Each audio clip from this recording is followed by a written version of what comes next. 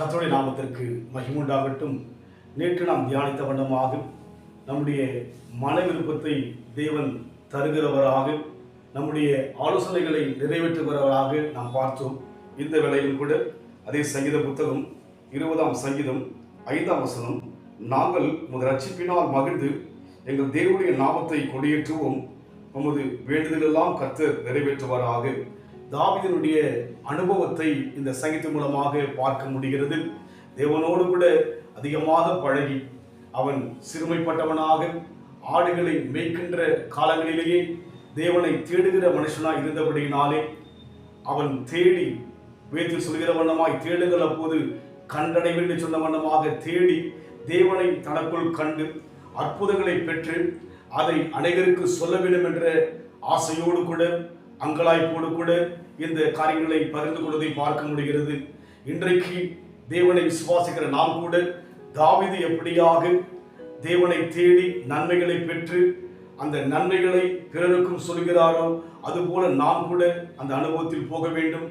உண்மையாகவே நாம் தேவன் யார் என்று சொன்னால் இங்கே சொல்கிற வண்ணமாக உமது வேண்டுதல் எல்லாம் கர்த்தர் நிறைவேற்றுவாராக என்று பார்க்கிறோம். எதையெல்லாம் வேண்டுகிறோமோ அதையெல்லாம் தேவன் நிறைவேற்றுகிறவராக இருப்பதாக தாவீது சொல்கிறார். அந்த மேன்மையை தாவீது அனுபவித்தார் என்று சொல்லி பார்க்கிறோம். இன்றைக்கு நாம் கூட நம் வாழ்க்கையிலே நம்முடைய வேண்டுதல் எதுவாக இருந்தாலும் கூட தேவன் நிறைவேற்ற வல்லவர் என்று சொல்லி நாம் விசுவாசிப்போம்.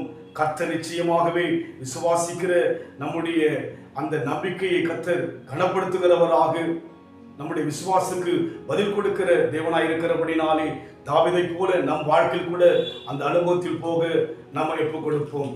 சின்னவன் ஆயிரம் ஆயிரமாவான், சிறியவன் பலத்த ஜாதியும் ஆவான்.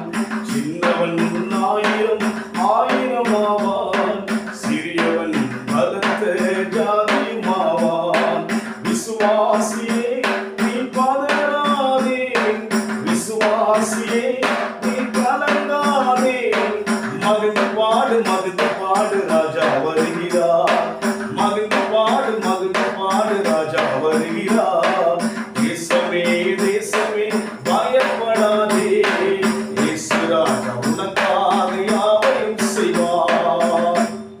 அன்றைக்கு தாவீதுடைய விண்ணப்பத்தை கேட்டு ஜெபத்தை எல்லாவற்றையும் நிறைவேற்றது போல இன்றைக்கும் நம்முடைய வேண்டுதலை கர்த்தர் கேட்டு நிறைவேற்றுகிற தேவனாய் இருக்கிறபடினாலே அன்பின் ஆண்டவரே, எங்கள் விண்ணப்பங்களையும் எங்களுடைய வேண்டுதலையும் கர்த்தர் கேட்டு நிறைவேற்றும்படியான ஒரு ஆண்டாக இந்த ஆண்டை எங்களுக்கென்று நியமித்திருக்கிறபடினால் உமக்கு நன்றி ஆண்டவரே.